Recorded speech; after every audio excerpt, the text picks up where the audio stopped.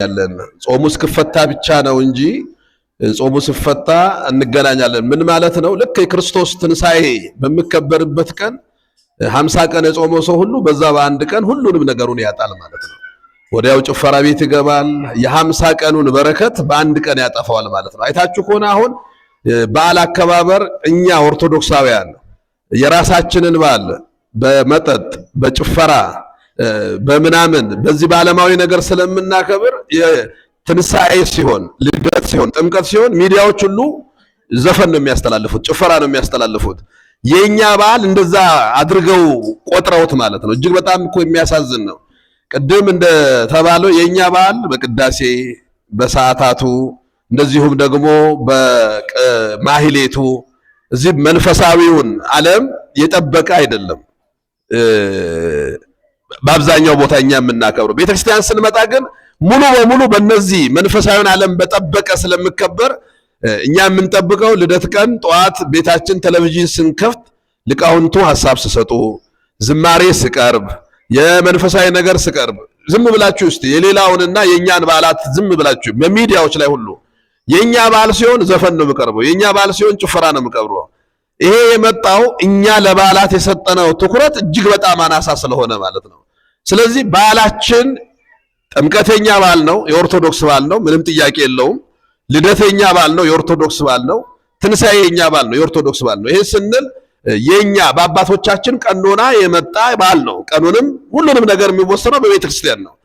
ትንሣኤ በዚህ ዓመት በዚህ ቀን ይሆናል የሚለውን በዘመን አቆጣጠር በባህረ ሐሳቧ የምትወስነው ቤተ ክርስቲያን ናት። ስለዚህ በዛ በዓል ላይ ኦርቶዶክሳዊ ሁሉ አይታችኋል። አሁን የገናን በዓል ምክንያት በማድረግ የተዘጋጀ የሙዚቃ ኮንሰርት ይባላል።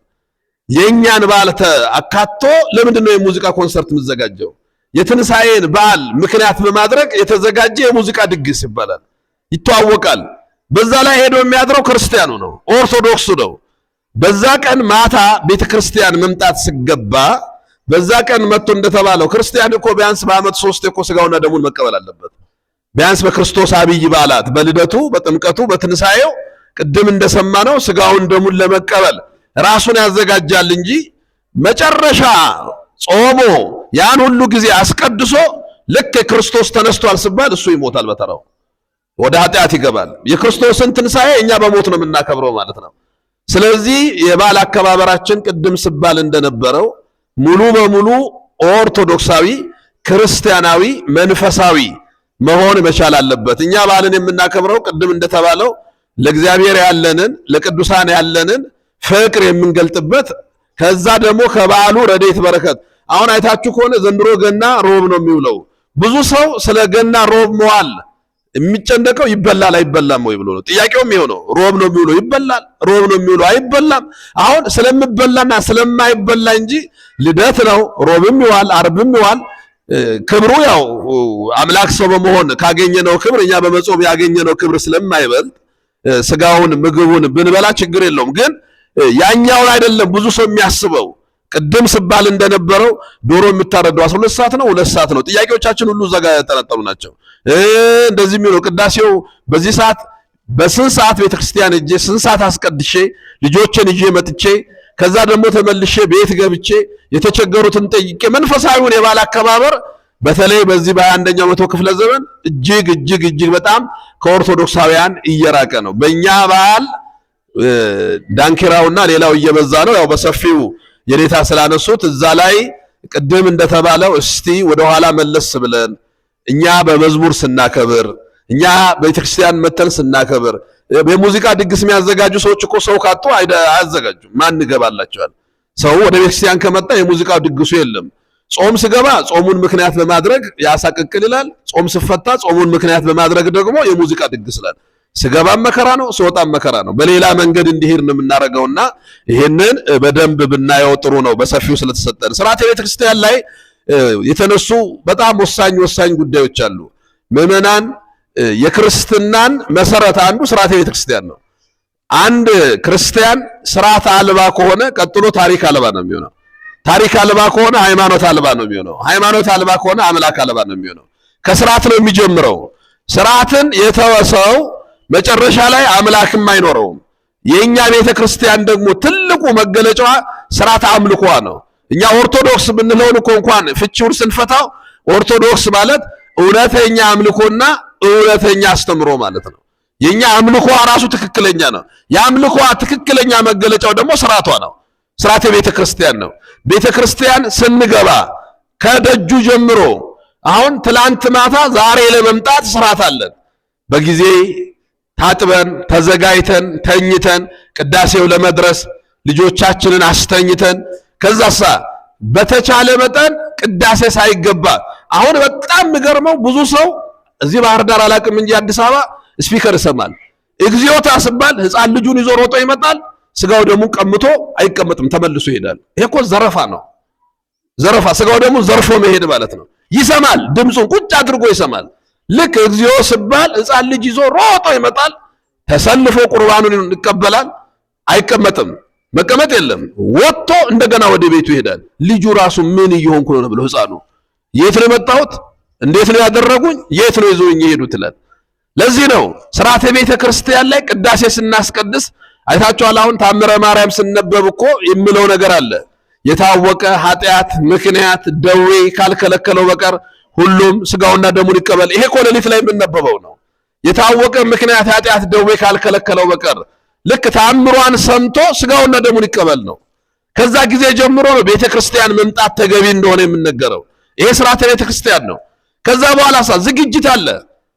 ሰው መቼም 18 ሰዓት ይጾማል ስጋው ደሙን ለመቀበል። ያውም ከሩካቤ ስጋ ተከልክሎ ባልና ሚስት ተለይተው 2 ቀን ቆይተው ከዛ 18 ሰዓት ጾመው መቼም እኩለ ሌሊት ሲበላ ቆይቶ መጥቶ ቅዳሴ ስጋውና ደሙን አይቀበልም። ቅድመ ዝግጅት የሚባለው ይሄ ነው።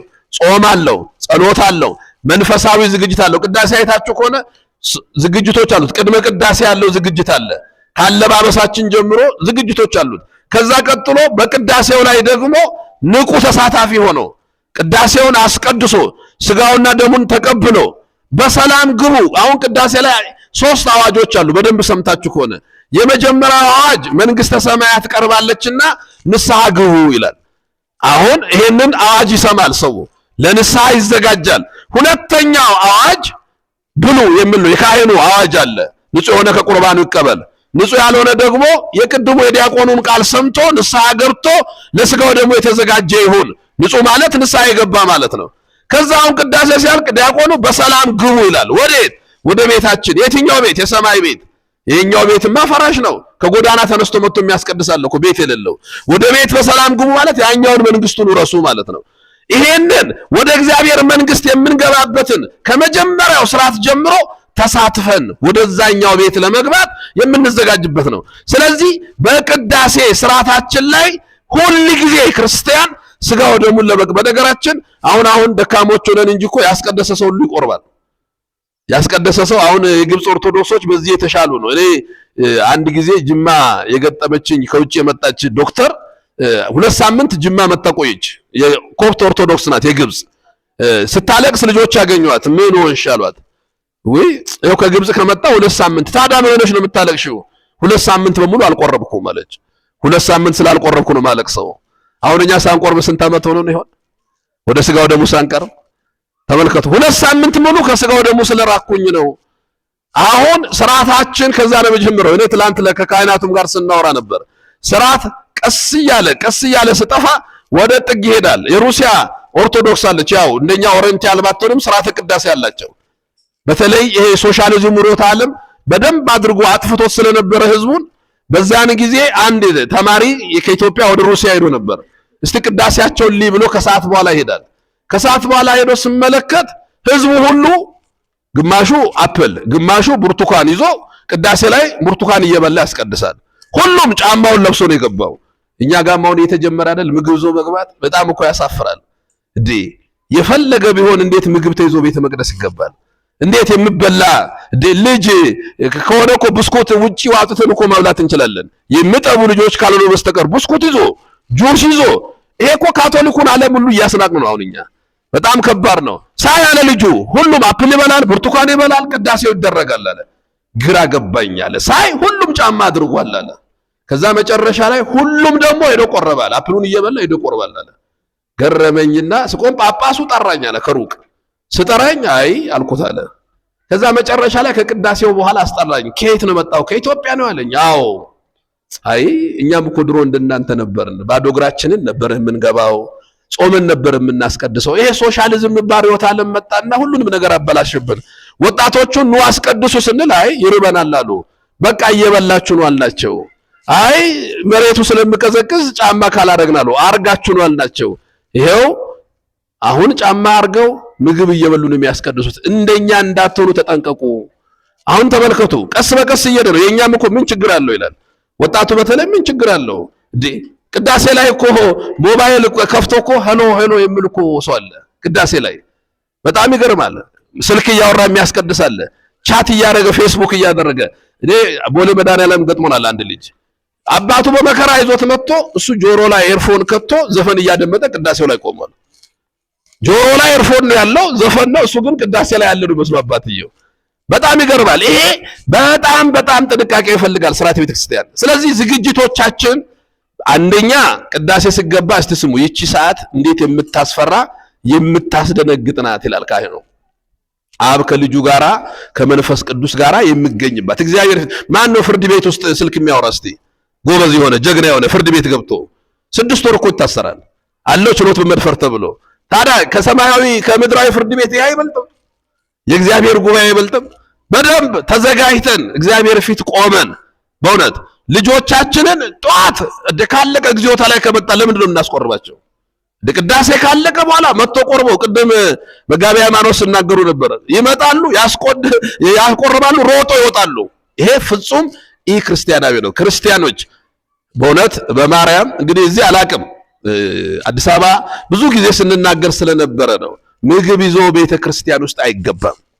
በጣም ስህተት ነው ይሄ። የዓለም ምግብ ይዞ ቤተ ክርስቲያን ውስጥ አይገባም።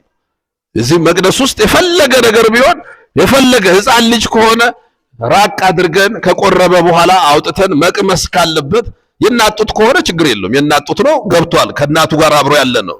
ከዛ ውጪ ግን ምግብ ይዞ መግባት አይቻልም። ስለዚህ ስርዓተ ቤተ ክርስቲያን የመጨረሻ ካልጠበቅነው አምላክ አልባ ነው የሚያደርገን፣ አምልኮት አልባ። አሁን እኔ እናገራለሁ እናንተ ትሰማላችሁ፣ ስርዓት ስለሆነ እኮ ነው። ሌላ ቦታ ስትሄዱ እኮ ሁሉም እኩል ነው የሚጮኸው፣ እኩል ነው የምንከባለለው። አሁን ወደዛ እየሄድን እኮ ነው፣ ወደ እኩል መጮህ፣ ወደ እኩል መንከባለል፣ ወደ መንፈስ ወረደልኝ፣ ወደ ሌላ ቀስ እያለ የሌላው ቤተክርስቲያን የሌላው ቤተ እምነት ስርዓት አምልኮ ወደኛ እንዳይመጣ ፍጹም የሆነ ኦርቶዶክሳዊ ፍጹም የሆነ ስርዓትን የጠበቀ እኛ ጫማ አውልቀን ቤተ መቅደስ ገብተን ጫማችንን ወተን አድርገን ምግብ ውጪ ያስቀምጠን ከርቀቱ ጭምር እኮ ይወሰናል። ወተን ቀምሰን ደጀ ሰላም እስቲ ቤቶቹ እንኳን ተመልከቱ። ቤተልሔም፣ ቤተ መቅደስ፣ የክርስትና ቤት ደጀ ሰላም ነው ማዕዱ የሚቀመሰው፣ ቤተ መቅደስ ውስጥ አይደለም። የደጀ ሰላሙን አገልግሎት እዚህ እያመጣነው ነው ማለት ነው። ሁለቱን እየቀላቀልነው ነው። እንደዛ እንዳይሆን መጠንቀቅ ያስፈልጋል። ሌላው ደግሞ ስርዓተ ቤተ ክርስቲያንን ስናስጠብቅ በተለይ አባቶች በእድሜ የገፉ ሰዎች አንዳንድ ጊዜ ሰው ቤተ ክርስቲያን መጥቶ አንዳንድ ጊዜ ልሳሳት ይችላል። እዛ ላይም ጥንቃቄ ማድረግ ያስፈልጋል። አንዳንድ ጊዜ ዞር በል ከዚህ ከየት ነው የመጣኸው እዚህ ላይ ኖር ይችላል። አንዳንድ ጊዜ ቦታ ይዞ የሚያስቀድሱ ትልልቅ አባቶች አሉ። ድንገት ሰው መጥቶ ከሆነ ዞር በል ጠጋ በል አንተ እዚህ ምን ለማድረግ መጣ፣ በዚህ በኩል ምን ትሰራለህ የሚሉ ሰዎች አሉ። አንዳንዴ ሳይታወቅ ዛሬ የመጣ አስቀዳሽ ይኖራል። ዛሬ የመጣ አስቀዳሽ ምንም አስቀድሶ የማያውቅም ሰው ሊመጣ ይችላል። ቀስ ብሎ አበረታቶ ችግር የለውም። አንድ ጊዜ መምህር ሄኖክ የጻፈው አንድ ጽሑፍ ትዝ ይለኛል። ልጁ አስቀድሶ አያውቅም፣ ቤተክርስቲያን መጥቶ አያውቅም። እንደምንም ቤተክርስቲያን መጥቶ ለማስቀደስ ቅዳሴ ላይ ስቆም ሞባይሉ ይጮሃል። ድንገት ከየት የመጣ ነው ይሄ የቻይና ሞባይል ተሸክሞ፣ በዚህ በኩል ያለው ስሰድበው፣ በዚህም ያለው ስሰድበው፣ በግራም ያለው ስሰድበው። ልጁ ደነገጠ። አስቀድሶ አያውቅም፣ ግራ ገብቶት ወይኔ እግሬን በቆረጠው አለ። ምን ለማድረግ መጣው? እንደምንም ታግሎ ቅዳሴውን ጨርሶ ወጥቶ ድራፍት ቤት ገባ። ድራፍት ቤት በዚሁ ስሜት ገባና ሊጠጣ ጃምቦ ሲያነሳ ከእጁ አምልጦ ይሰበራል። አንዱ ሮጦ መጥቶ አይዞ ይሰበራለው። አንዱ ቶሎ ብሎ ልብሱን ጠረገለት። አንዱ ሂሳቡን ከፈለለት። አሃ እዛ ካሉት እዚህ ያሉት ይሻላል አለ ሰውየው። ተመልከቱ። አንዳንድ ጊዜ ትሪት የምናረግበትን መንገድ ሰዎች ሲሳሳቱ ሰዎች እንትን ሲሉ ቀስ ብለን ቤተክርስቲያን ውስጥ ሊያጠፋ ይችላል አንድ ሰው፣ እኛም መልሰን እንዳናጠፋ ስልክ ሊያወራ ይችላል። ዝም ብለን ሳይሆን ቀስ ብለን አውጥተን መምከር አለብን። ስርዓተ ቤተክርስቲያናችንን ግን መጠበቅ አለብን። እግዚአብሔር ይስጥልን። መምህራችንን ቃለ ሕይወት ያሰማልን፣ ቃለ ሕይወት ያሰማልን። ለመምህራችን የንታይ ለማርያም የመጨረሻ ጥያቄ የማደርገው ከዚሁ ሐሳብ ጋር የተያያዘ ነው፣ ከቅዱስ ቁርባኑ ጋር ማለት ነው። እንዲያው ብዙ ምዕመናን እንቸገራለን። አንዳንዱ እድሜው ገፋ ሲል ነው መቁረብ ያለብኝ እና ሌላም ስም እንሰጠዋለን፣ ጊዜ እንጠብቅለታለን። እንዲያው ጊዜ አለው ወይ ለቅዱስ ቁርባን?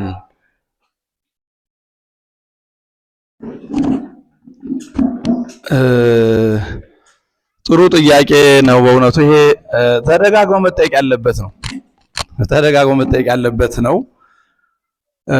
ምክንያቱም አብዛኛው ሰው ያው ረሃብተኛ ነው። እኛ ጋር አብዛኛው ሰው ረሃብተኛ ነው። አስቀድሶ ተመልክቶ ተመላሽ ነው። የኛ ሰው ሰርግ ሂዶ ሳይስተናገድ ቢመለስ አመት 2 አመት ያማል። ለእድሜ ልኩ ነው የሚያማው። የገሌ ሰርግ እኮ ጦሜን ነው የተመለስኩት። እንግዲህ እኮ ባለሰርጉ ላይሆን ይችላል አጥፊው፣ አሳላፊ ነው ሰርግ የሚያበላሸው እንደምታውቁት። ወይ ሆን ብሎ ሊበድል ይችላል። ይሄ እንኳን አልፎ አልፎ ነው። ግን ከስራ ብዛት እንዲህ ሲል ምግብ ሳይሰጥ ምንም ሳይሰጥ ጠላ ሳይቀዳ ይበድለውና በቃ ሁሉ ጊዜ እገሌ ሲዳር እኮ እኔ ሳልበላ ነው የተመለስኩት። እድሜ ልካችን የአንድ ቀን እዚህ የክርስቶስ ስጋ የክርስቶስ ደም ቀርቦ አብዛኛው ሰው እድሜ ልኩን ይመጣል ይመለሳል፣ ይመጣል ይመለሳል፣ ይመጣል ይመለሳል። ይሄ እኮ ክርስትና አይደለም። የኛ የካህናት ችግር ነው። በነገራችን ላይ እኔ ይሄንን የምወስደው ኃላፊነቱን እዚህ አንድ ካህን አሉ ጥሩ አራያ የሆኑን ባለፈው አመት አይ በቃ የማትቆርቡት ከዚህ በኋላ እኔ ጋር አትቀጥሉም፣ እግዚአብሔር ይስጥልኝ፣ እኔ በየሄድኩበት አራያ አድርጊያቸዋለሁ። እኔን ጋር የምትቆርቡ እኔ ጋር ትቀጥላላችሁ፣ የማትቆርቡ ግን እኔ ከዚህ በኋላ ኃላፊነት አልወስድምና ከፈለጋችሁ ሌላ ካህን ያዙ፣ እኔ ግን ኃላፊነት አልወስድም። በጣም መሆን ያለበት ይሄ ነው። ምን ለማለት ፈልጌ ነው? አዘናግተናቸዋል ማለት ሳይቆረብ ክርስቲያን መሆን እንዲመስላችሁ አድርገናል። የለም አንድ ሰው ካልቆረበ ክርስቲያን አይደለም። በየት በኩል እንዲሁ መጥቶ መሄድ ገበያ እየደረሰ እየተመለሰ ልብስ ገዝቶ ካልለበሰ እንዲያውም የለበሰው ጫማ ነው የሚያልቀው። ጫማ ገዝቶ ካልመጣ ሆቴል እየሄደ እየገባ እየወጣ ካልበላ እንዲያውም ምልልሱ ጨርሶ መንገድ ላይ ይደፋዋል። ይሄንን በግልጽ ቋንቋ እኛ መናገር ነበረብን። ያው ምዕመናኑ ስጋው ደሙን ሰው እንዳይዳፈረው ተብሎ በጣም እንዳይዳፈረው ምናምን ሲባል ጭራሽ ወደ ምን መጣ? የማይቆርብ ክርስቲያን አፈራን። አሁን እኮ ቆራቢ እኮ የለም። ቁርባን እድሜ ልክ ነው። አንድ ሰው ክርስትና ከተነሳ ጀምሮ እስኪሞት ይቆርባል፣ ራሱን እያዘጋጀ መንፈሳዊ ምግብ ስለሆነ እንደየሁኔታው መስፈርቶችን እያሟላ በየቀኑ መቀበል ይችላል። ከትዳር ውጭ የሆኑ ሰዎች በየቀኑ ይቀበላሉ። መነኮሳት በየቀኑ ይቆርባሉ። ካህናት አብይ ጾም መቱን እንደሚቀድሱት ማለት ነው።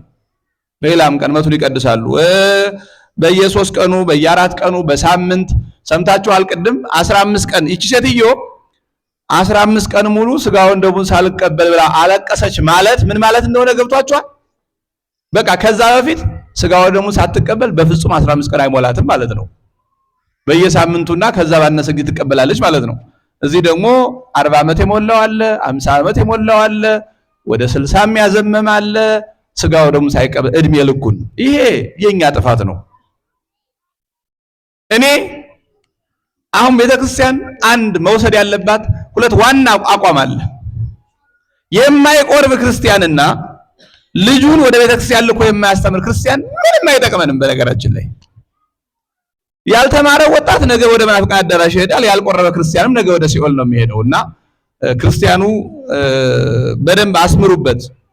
የፈለገ ደጋጎች ብንሆን፣ የፈለገ ጥሩ ጸባይ ያለን፣ የፈለገ ብንዘክር፣ በቢሮም በመስሪያ ቤት በዚህ በሰፈርም የተወደድን ደጋጎች ብንሆን ቤተክርስቲያን የማንቀር መተን ማህሌት የምንሰማ የምናስቀድስ ምናምን ይሄ ሁሉ ቢሆን ያለ ስጋው ደሙ ከንቱ ነው። ያለ ስጋው ደሙ ከንቱ ነው። የፈለገ ቢሆን አይሆን።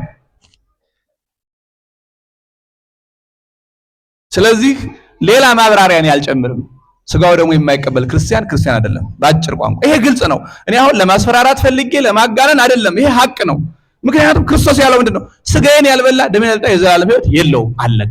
ምን ደግሞ የዘላለም ሕይወት ለማግኘት አይደለም እንዴ? ለአባልነት ነው? መቃብር ቦታ ለማግኘት ነው? ማህበራዊ ጉዳይ ነው? እዚህ መተተሰሰን የምንበተነው ምን ለመሆን ፈልገን ነው? ለዚህ ነው የኛ ትምህርት ላልቷል።